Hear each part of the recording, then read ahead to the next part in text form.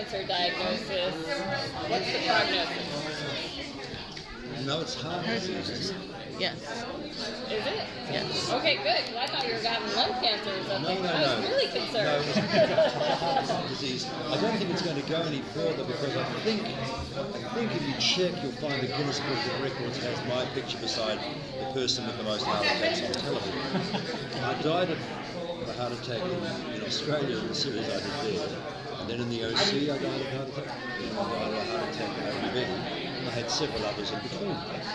But I didn't die of it. So, no, he won't be dying, as I did say, because we do realise that it's been done before. So, I was assured that when I die, it'll be a violent death. So they're definitely counting you out already. That seems like a mistake. Well said. I did mention that. I said, there was another option. I could not die. But, that's the way it goes. It shows. So we move on. But we're having a lot of fun doing this. This is just great. We're doing it in Cape Town. So it's a gorgeous town that is. Have you been there? Really worth the trip. It's a 35-hour flight. With a break in London, but yeah. So we went out there. None of us knew each other, and we really got on really well. And it's been a great experience. Excellent. Have you done cage diving yet with the sharks? No, that some of them have. I haven't. No. So how's the response been the viewers to your character and the series overall? It was very interesting. When the show started, they sent out episodes of the show that weren't quite complete. They didn't have the special effects in them, and the critics gave us a really tough time. So I was expecting it to sort of be over the first week, but the fans loved it, and they still do. We do this Twitter thing every night when the show's on. We tweet, is that what you call it? Live with the fans, and it's been really quite amazing. And the ratings are going up, and so they're liking it. So, but to begin with, the reviews were so bad I was lying on the couch and laughing. But now the special effects are in. The show looks good. What specifically drew you to the role in the first place? It is an interesting question, Jack. I have been asked that sort of question before.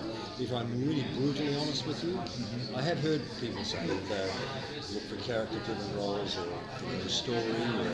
For me, it's if I'm offered it. That's an important. I usually find I take those ones. The good criteria. Yes. Have I been offered the role? Oh, I'll take it. No, but that's not altogether true. But in this case, it all came together well, and it's actually one of those sleepers. Mind you, I had the same experience a few times when I started in the OC and the NCIS. We were unsure when we did NCIS, for example. We did it as an episode of Jazz, the pilot. And look at it, 10 years later, it's still number one. So you just don't know where it's going to happen. But this seems to be really taking the fancy of the fans. So we'll see what happens. What has it been like working with special effects, like doing CG? Fortunately, I haven't had to do much of it. I don't have wings. Thankfully. As I said, someone said to Tom about Tom this morning, he has to do a lot of this because his wings go back in. But that doesn't sort of happen with me. I'm just the general. Have you had any issues, or have you with the accent? It's been very interesting seeing this international cast almost all speaking with an American accent. Well, I made quite a good living. My first thing I ever did was to imitate an American comedian. I was 13. His name was Shelley Berman. And a very funny guy, and he used to do these, sit on a stool, smoke cigarettes, and have these telephone conversations with people. And that was the first thing I ever did. Was I got hold of a long playing record of him and copied him, and ended up. And people thought I was miming, but that was he was, hello, you don't know me. I work in the office building right across the street from your store. And I was just looking out the window. There's a woman hanging from the 10th floor of your building. I don't know what she's doing there. I was hoping someone might go up there and pull the poor woman in. Who knows how long she's been there? Well, what about you? You're over there. What about yourself? What time is your coming?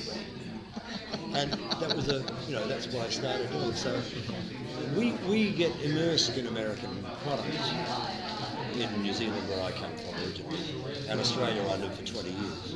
And it's the same in Britain, really. So if you haven't picked up an American accent, then you're not very good with accents. And there are some people who aren't, and they Yes. try to do it. Yes, there are. Yeah. And every now and again they have to get me to come in and do a bit of ADR, just where a bit of my accent comes out. I have to be a bit careful about that. I ask them to watch all the time when I'm working, just to let me know if I've slid off. But yeah, it's fun.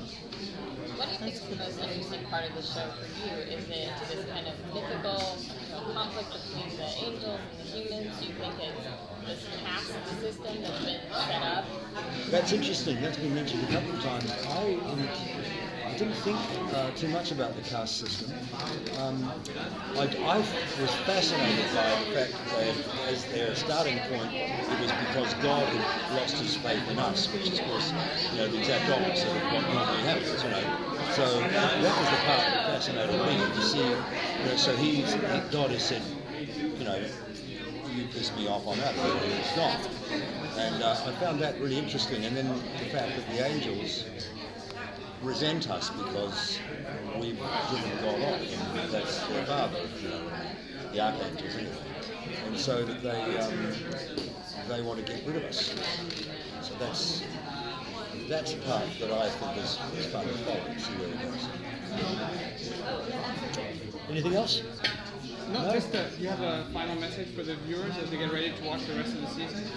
Well, there is much ado happening. I know that in the last episode that we did, my daughter announced that I had to leave. She was better, and that does actually happen. So near the end, I leave Vega, which is our war city, and head off into the distance in a big armored car. So that I can tell you, but any more. All right, thanks, guys. Thank you.